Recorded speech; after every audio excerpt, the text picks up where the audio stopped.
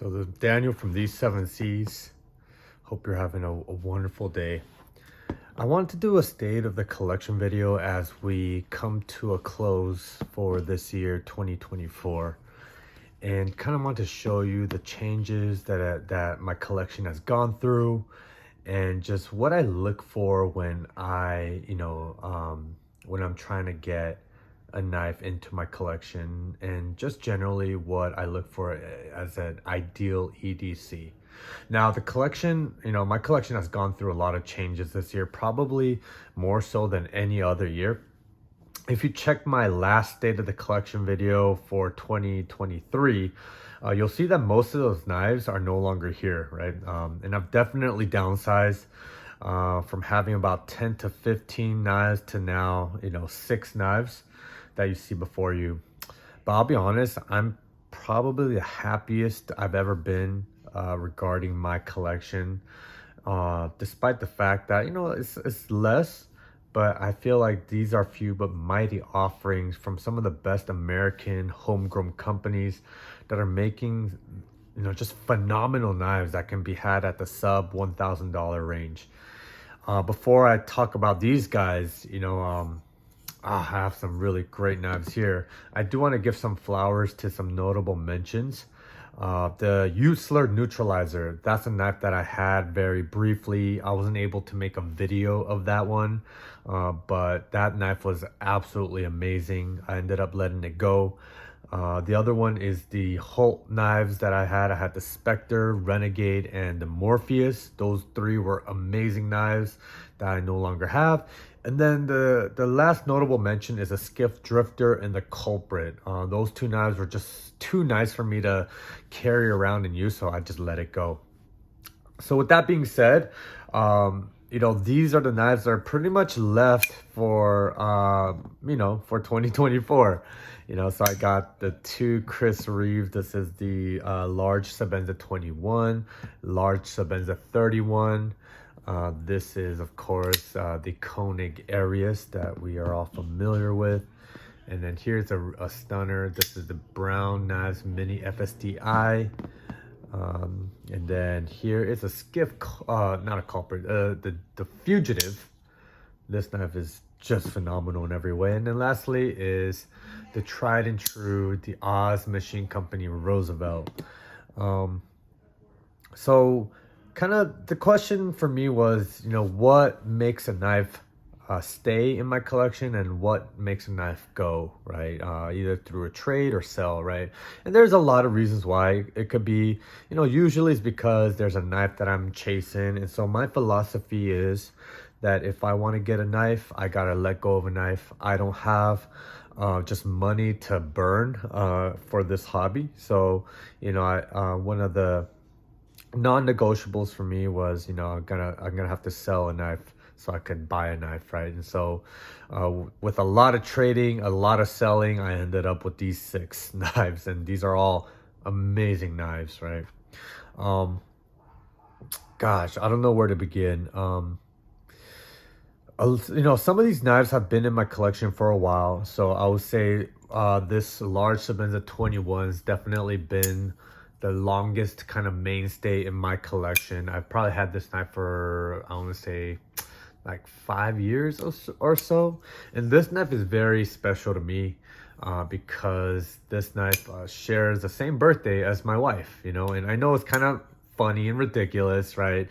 But, it's just a really cool, it's really cool when you're able to find a knife that resonates with something or someone special in your life. And so especially in this kind of a configuration, Chris Reeve no longer makes the Sebenza 21, and I'll be honest, I really like the 21 over the 31, just for a lot of reasons. Mainly I love the feel and the action of the 21 a little bit more than the 31. And this one is actually also rocking, I don't know if you can see it, this is the Chad Nichols Raindrop Damascus, and this thing is definitely a user in every respect. I don't baby this guy. Gosh, this knife has just been, it's gonna be one of those knives that just stays forever, you know, unless I give it to someone that I love, maybe my son, or you know. So there you go.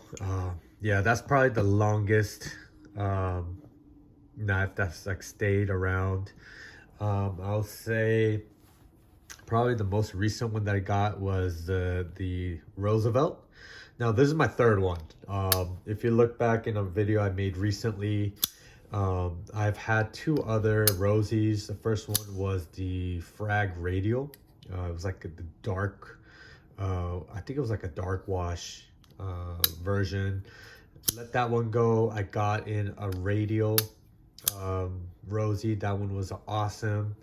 I let that one go because ultimately I really wanted a mag milled, and specifically this finish, which is like this kind of a sheen, kind of a dark wash type of finish. They also have like a dark stone wash finish, but I really like the sheen of this finish, so I was able to find an opportunity and I snagged it, and this knife has been just fantastic in every respect. So all right, so there's several things I look for in a knife, right? There's thousands and hundreds of thousands of knives out there in different price points, you know, American, international, right? There's just so many options nowadays, right? I think it's really a wonderful time to be a knife enthusiast because yeah, you just could get anything and everything at all different price points, from very, very budget to very, very expensive. I would say these knives here fit very comfortably in the mid-range, depending on where you are in the knife journey, right? Because, you know, if you're kind of just rocking the Spydercos and the Benchmates, these are definitely, you know, a little bit more expensive than those. But then if you're rocking like custom knives, hard to get knives that are like in the thousands of dollars range, then this is definitely cheaper than that, right? So I would say this sits very comfortably in the kind of the mid range for the kind of the casual knife enthusiasts, right? Or maybe not casual, but a little bit more discerning or serious knife enthusiasts out there, right? So the first thing I look for is form, right? A knife gotta look good to me, right? The first thing that draws me to a knife is its appearance, its visual aesthetic, right? I may know nothing about the specifications or what the materials are made of, but if I like how a knife looks, then absolutely I'm gonna be clicking on the link and checking out the specs, right? And so to me, all of these knives are just, they look beautiful in their own right. I mean, a good example would be this guy right here. This is the Skiff Fugitive. Absolutely stunning to look at. To me, also, this mini FSDi is just absolutely gorgeous in every respect, you know. So yeah, to me, form does matter. I think if a knife company or knife maker can really blend form and function, I think, man, that's amazing. Love that. So that's number one. The second thing I look for would be function, of course, right? Because at the end of the day, a knife is a tool that is meant to perform your everyday kind of carry tasks, cutting, slicing, kind of poking, so on and so forth, right? And so to me, a knife it can't just look good. It should definitely be able to perform well, right? And so you know, all these knives do just that. You know, for me, in terms of performance, I love a hollow grind, and of course Chris Reeve are known for their beautifully done hollow grinds on their Sebenzas and their other models. Now I'm pretty sure there's been other knife makers and companies that have done hollow grinds before Chris Reeve, but I feel like Chris Reeve really kind of popularized the hollow grind, you know, and he really made it, I think, accessible and just really popular in the knife industry. And so I gotta give credit to Chris Reeve for bringing me on to the benefits of a hollow grind. I feel like the Keonig Arius does the hollow grind very, very well, as you know. This thing, even though it's a big knife, it's a tall knife because it has a really, really perfectly done hollow grind. This thing slices like a monster. Is an amazing cutter. Also, I'll say the Mini FSDi is also rocking a hollow grind. Now, Craig Brown, I think he does these blades by hand. He grinds them by hand. And so he's done a wonderful job of bringing this down to a really nice taper, to a nice fine cutting edge. And I love how he leaves those grind lines, right? So that kind of goes back to the form element. It's just, I love when companies, they add their little flourishes and touches to make a knife look really awesome. And this knife is a prime example of that. And I think this also, the Fugitive is rocking a hollow grind. Yes, it is. And they also, the Skiff team has done a wonderful job on this knife as well. The only knife that's not rocking a hollow grind would be the Roosevelt. This is a tall, full flat grind, and that's definitely my second favorite grind for sure, because it still is a very, very great slicer, and this thing slices like nobody's business. I think honestly, out of all these, this thing cuts the best, mainly because it's not just a full flat grind, but it's a very thin blade stock. If you compare that to something like, I don't know, it might be a little bit hard to tell, but it's definitely thinner than the Keonig. It's going to be definitely thinner than, or is it thinner? Actually, it might be very comparable to the Sebenza. So yeah. Anyways, function is a very important element that I look for in a knife. The next one is how user-friendly the knife is in terms of being able to fine-tune, make adjustments, and take apart and put back together, right? So a really great example of that would be the Mini FSDi. This knife is literally held together by two screws, right? You got the pivot screw that is captive or captured, and then you got a body screw. So once you take these two things out, it's super easy to take apart and put back together. I've done it once and it's just been so easy. Love it. And talking about user friendliness, I love when companies do that captive pivot design. Another good example would be the Keonig Arius does that kind of that captive pivot as well. So literally you just need one tool and that's it. You don't have to worry about the other side, right? Versus something like the Skiff Fugitive, you actually need two tools, right? Because this is a free spinning pivot. Now, I don't know though what the pros and cons of it in terms of like, if one style or one design is better than the other, like in terms of like how robust it makes a knife.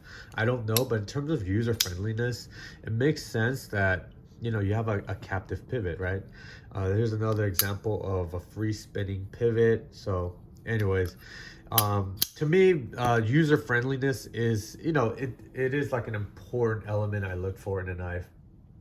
The next one is just craftsmanship, right? I don't know what else to say about it, but every single one of these knives are just absolute perfection. There's just so much. I would say like Reeve definitely set the bar in terms of tolerances, in terms of just, just knives that are just, that goes above and beyond, right? You have knives that are great knives like Spyderco, Benchmates, Vivi, Riot. All those knives I think are awesome, but I think CRK was like the OG in terms of thinking about those types of like microscopic tolerances that we've come to love and appreciate. And I think a lot of makers and companies have strive towards, right? Like 100,000ths of an inch or whatnot, right? Like functionally, like, in real world use, you probably might not even really notice, but the fact that, these companies have taken, have really thought through to that level, I think is just really amazing. I think all these companies really have taken, example from Reeve, and kind of really made these amazing knives. All these knives have very, very tight tolerances. Their craftsmanship is just above and beyond. I mean, even look at the milling on the Skiff Fugitive. It's just absolutely phenomenal in every respect. I mean, everything from that titanium pivot collar to the just that milling pattern that goes up to that pocket clip, right? It's just, even the stone washing on the blade is just absolute perfection. It's just, man, just something, just nothing quite like. Even this rosy, just, yeah, that blade is absolutely centered. Just absolute perfection.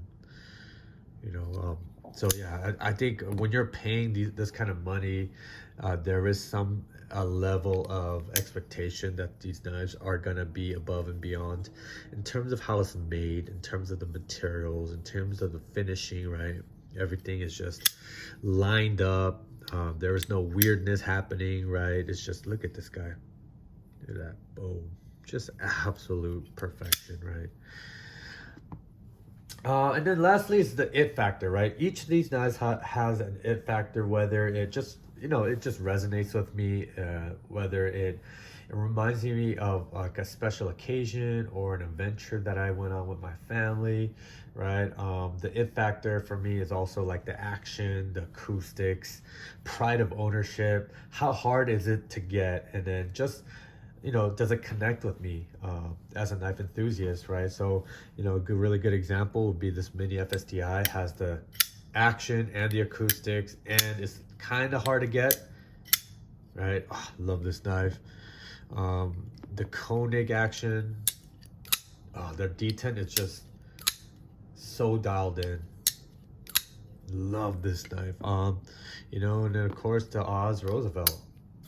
Oh, this action on a Rosie is just nothing like it. It's just absolute perfection, right? So, to me, is there like an it factor? This Fugitive, definitely the it factor for me is just a pride of ownership. This is a father and son team, and they do everything in house, I believe. And just something special about that kind of relationship, that father-son relationship, coming together, creating things together. To me, it's like, it just means a lot. And also this knife is kind of hard to get. So just that kind of that pride of ownership of just knowing that I have a knife that's just special, that not everyone may have, but I've been very fortunate enough to be able to snag one of these on the secondary.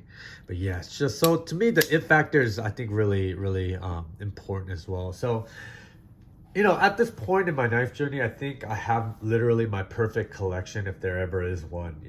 There's everything from kind of boring or like kind of standard, like a Sebenza 21, to something a little bit more flashy, like, the Fugitive, or I would say even like, the mini FSDi, right?